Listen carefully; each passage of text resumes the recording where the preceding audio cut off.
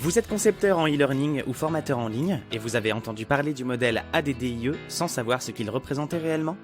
Vous souhaitez en savoir plus et comprendre les étapes de ce modèle? Eh bien nous allons voir ensemble dans cette vidéo ce dont il s'agit.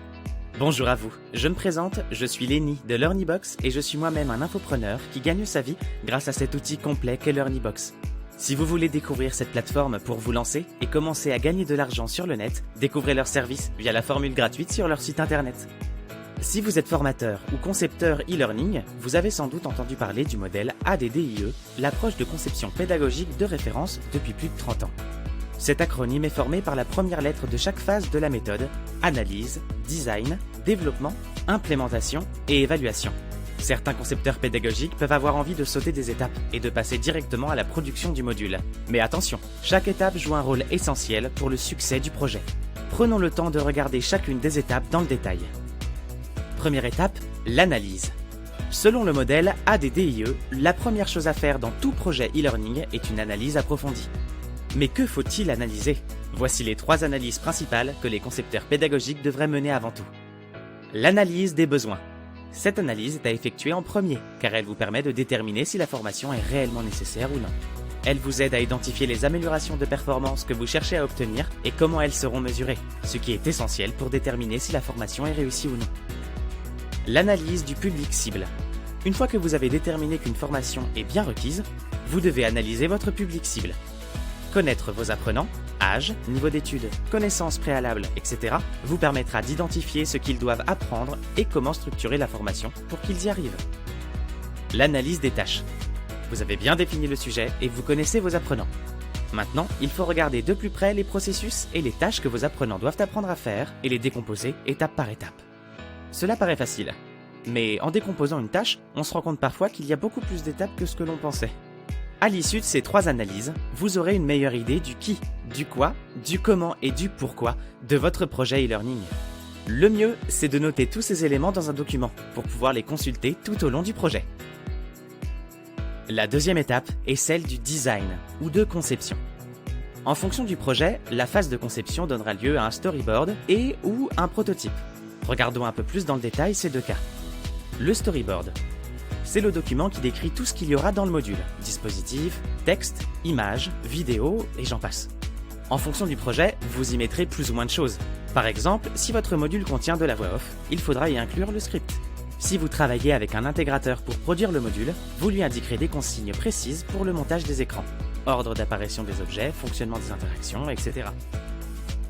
Le prototype. Le prototype, c'est une première version ou un extrait du module qui est créé pour tester son fonctionnement, son ergonomie, son intégration dans le LMS, etc. et pour permettre au client de mieux visualiser le projet. Faire un prototype vous évitera de rencontrer des problèmes techniques plus tard dans le processus de développement, quand les modifications auront des implications plus lourdes. Cela permet également au client de vous faire des retours sur les aspects visuels et ergonomiques que vous pourrez implémenter plus facilement à cette étape du projet.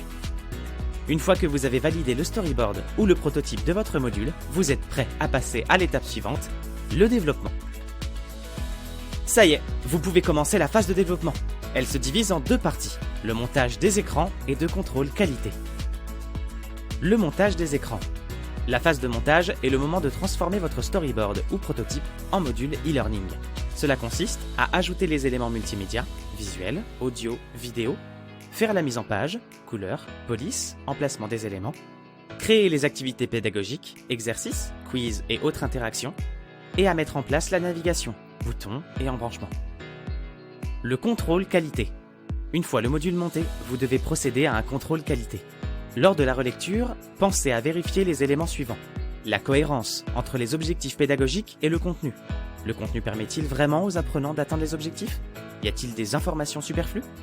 L'enchaînement des écrans. Le module suit-il un ordre logique? Les transitions sont-elles assez fluides? La navigation. Est-il facile de savoir comment avancer dans le module? L'orthographe et la grammaire sont-elles irréprochables? Etc.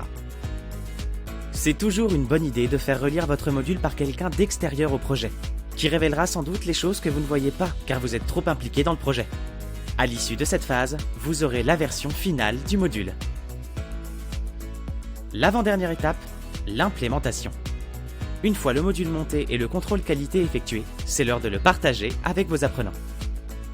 Il existe deux principaux moyens de diffuser. Il existe deux principaux moyens de diffusion d'un module e-learning, sur le web ou via une plateforme de formation en ligne, la LMS. Comment décider quelle option convient le mieux à votre projet? Tout dépend si vous avez besoin de faire un suivi des apprenants ou non. Le premier moyen sur le web. Si vous n'avez pas besoin de faire un suivi des apprenants, vous pouvez mettre votre module en ligne et leur donner le lien. Par contre, dans ce cas, vous ne saurez pas qui a suivi le module. S'ils l'ont suivi en entier, combien de temps ils y ont passé ou quel score ils ont obtenu. Avec la LMS. Si vous souhaitez vendre votre formation et que vous avez besoin de faire un suivi des apprenants, il vous faut partager votre contenu via un LMS. Chaque LMS propose différentes fonctions, mais ils ont tous un certain nombre de fonctionnalités de suivi basique. Par exemple, vous permettre de savoir si un apprenant est allé jusqu'au bout du module et combien de temps il a mis pour y arriver. Et enfin, la dernière étape, l'évaluation. Une fois arrivé à la phase d'évaluation, vous devez ressortir les analyses que vous avez faites en début de projet. C'est l'heure de vérité. La formation a-t-elle permis les améliorations de performance pour lesquelles elle a été créée? Pour répondre à cette question, il faut comparer la performance des apprenants après avoir suivi le module avec leur performance avant de suivre le module. Voilà, maintenant vous avez fait le tour des 5 phases du modèle ADDIE. En suivant chaque étape, vous pouvez vous assurer d'obtenir un module de qualité qui répond aux besoins de votre organisation et de vos apprenants. Bien que ce soit le modèle de conception pédagogique le plus utilisé, il en existe d'autres que vous pourrez retrouver dans nos vidéos. En tout cas, si vous avez besoin d'un outil complet pour construire des modules de formation clairs, précis et qui vont à l'essentiel, je vous conseille la plateforme de LearnyBox. Elle réunit l'ensemble des outils en ligne pour se lancer rapidement et avec simplicité sur le net. Site internet, campagne de mail, tunnel de vente ou webinaire, que cela soit pour vendre des e-books, des audios, des formations vidéo ou modules longs ou micro, tout est fait pour que vous réussissiez. Rejoignez le millier d'infopreneurs qui ont généré plus de 400 millions d'euros à travers LearnyBox.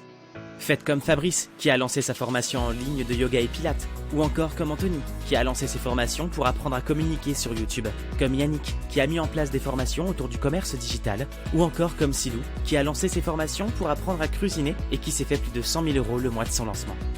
Et vous, qu'attendez-vous pour vous lancer? LearnyBox vous propose d'essayer ses services gratuitement, jusqu'à ce que vous fassiez vos 4 premières ventes. Il est temps de passer à l'action et de cliquer sur le lien dans la description pour vous lancer, vous aussi, dans l'aventure extraordinaire de LearnyBox. À bientôt chez LearnyBox les amis!